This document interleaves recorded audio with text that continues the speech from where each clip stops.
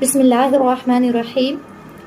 او یا ان کی مثال ایسے ہے، قصیب بارش برس رہی ہو، من السمائی آسمان سے، یا پھر ان کی مثال ایسی ہے کہ جیسے آسمان سے بارش برس رہی ہو، فیہ ظلمات و رعد و برق، فیہ اس میں ہو ظلمات اندھیرا، و رعد اور گرج، و برق اور چمک ہو۔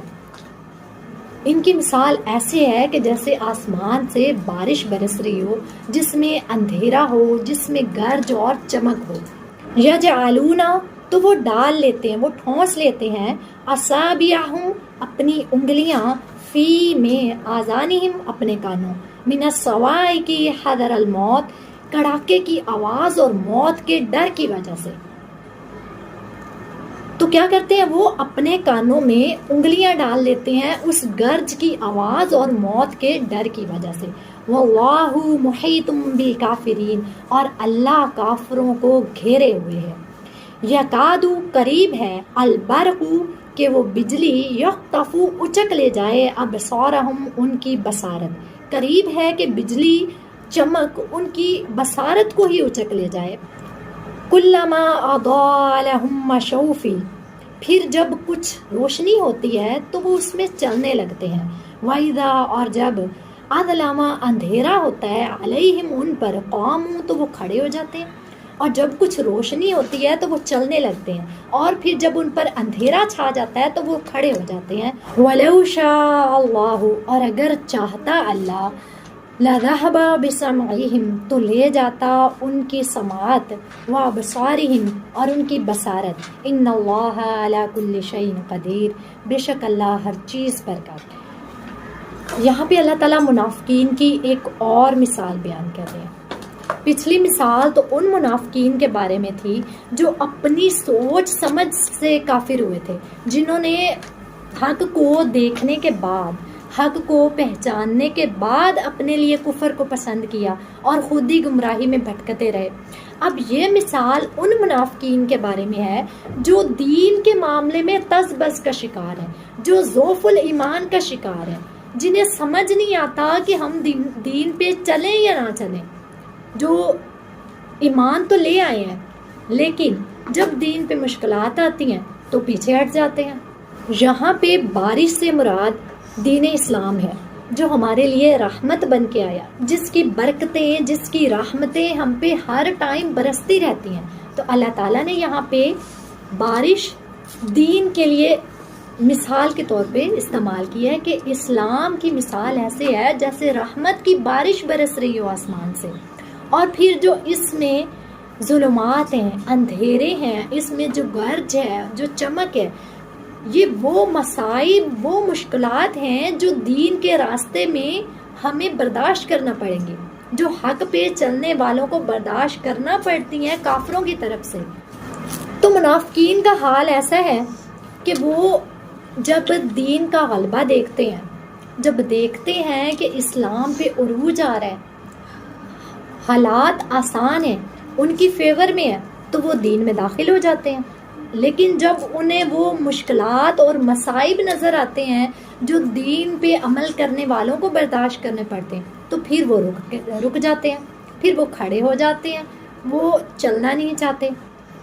یہاں پہ اندھیروں اور گرج چمک سے مراد مشکلات اور مصائب بھی ہو سکتے ہیں، اور یہ بھی ہو سکتا ہے کہ اندھیروں اور گرج سے مراد وہ والے کفر و شر کی خرابیاں ہیں جو وہ پھیلا رہے تھے کافر، اور چمک سے مراد اسلام کی روشنی ہے۔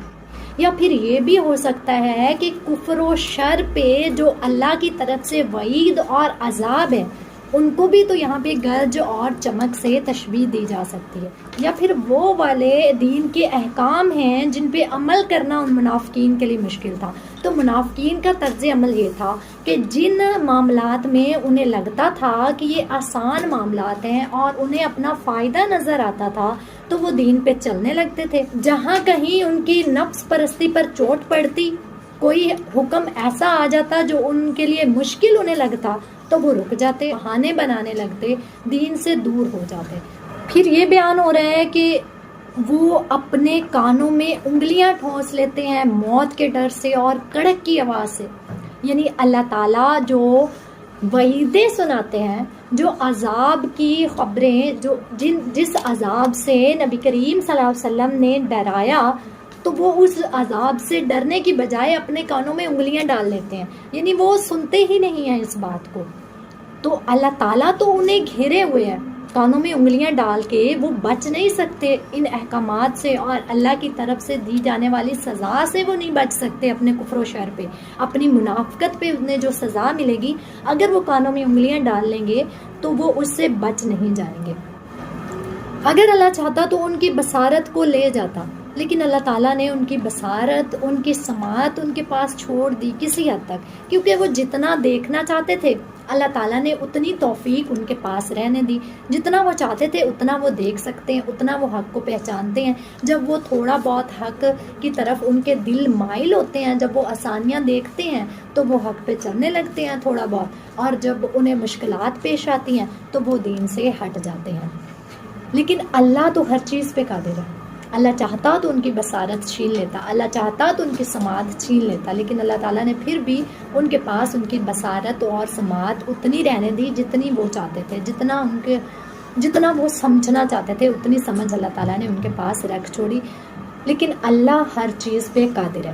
یہاں پہ ہر چیز سے مراد ہر ممکن چیز ہے، ہر ایک چیز پہ اللہ قادر ہے، کوئی بھی چیز اللہ تعالیٰ کے قبضہ قدرت سے باہر نہیں ہے۔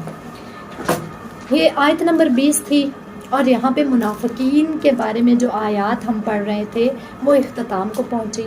کل ہم انشاءاللہ آگے پڑھیں گے، تو تب تک اپنا بہت سارا خیال رکھیں، دعاؤں میں یاد رکھیں۔ السلام علیکم ورحمۃ اللہ وبرکاتہ۔